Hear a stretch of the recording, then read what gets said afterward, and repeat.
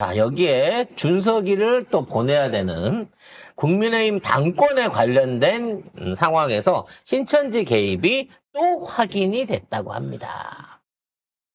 자, 대선 이후에도 신천지가 신도들에게 국진당 당원 가입을 지속적으로 지시한 것으로 확인이 됐습니다. 일명 필라테스 프로젝트라고 했는데요.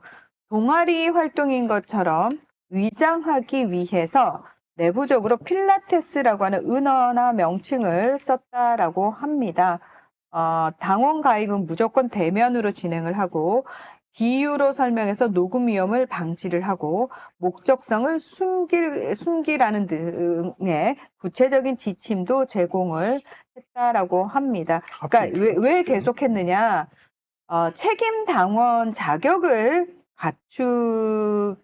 갖춰서 나중에 당권에 개입을 하기 위해서였다라고 합니다.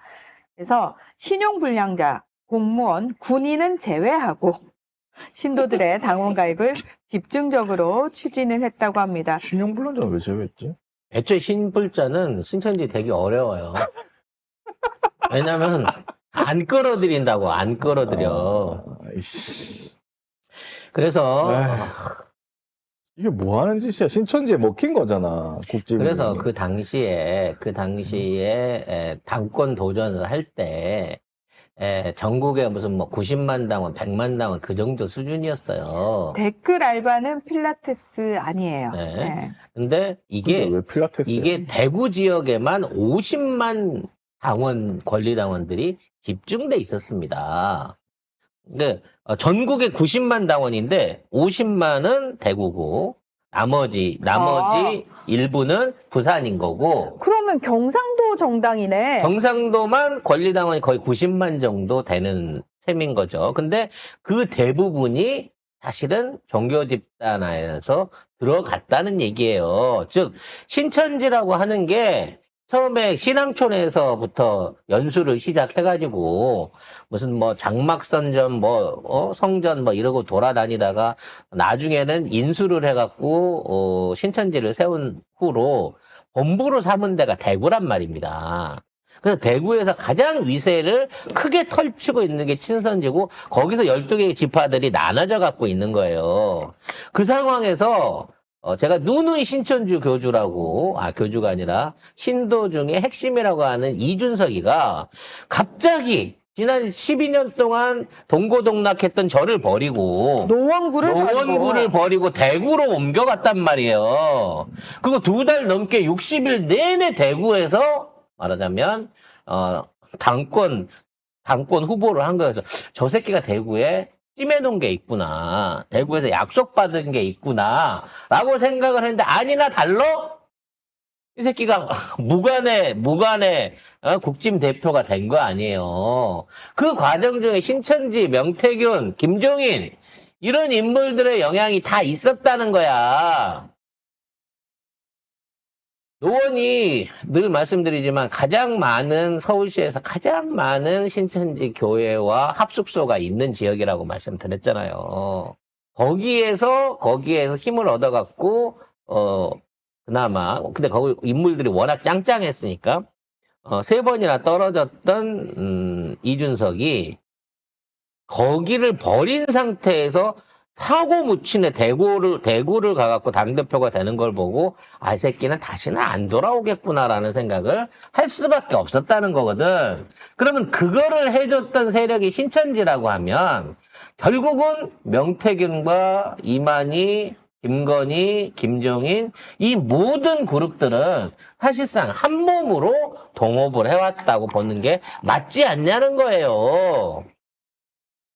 그리고 그 신천지의 영향력이 앞으로도 차기 대선에서도 발휘가 될 것이고 거기에 속해 있는 조직들이 얼마나 점조직화돼 갖고 전국적인 활동을 다시 시작할지 모른다는 겁니다.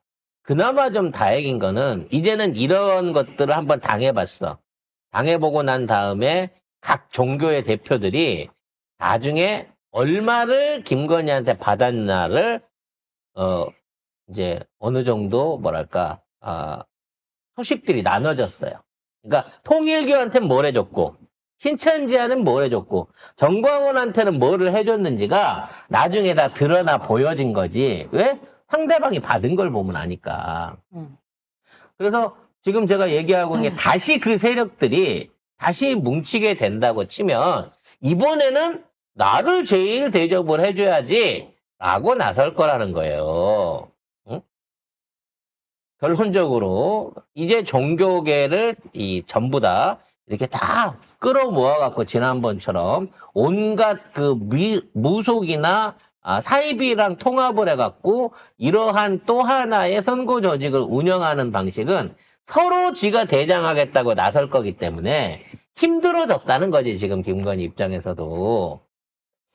그래서 이번에 있었던 강남의 토지 허가 구역 일시 해제라든지 이 정광훈에 대한 뭐 현금이 뭐 50억이 갔다라고 하는 썰이라든지 신천지 관련해 가지고 정권 초기 때 갑자기 코인 보상금을 코인 손해액을 정권이 다 물어줬던 막 요런 여러 가지 건수들이 사실상에 그와 연관된 보상이었을 가능성이 매우 높겠구나.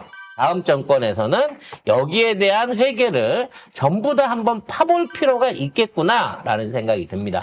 신천지에 뭐 무속에 뭐 불에 뭐 이런 얘기를 정치에서 내가 할 줄은 내가 몰랐네 진짜. 왜냐면 우리가 이제 무속 국가가 돼버렸으니까.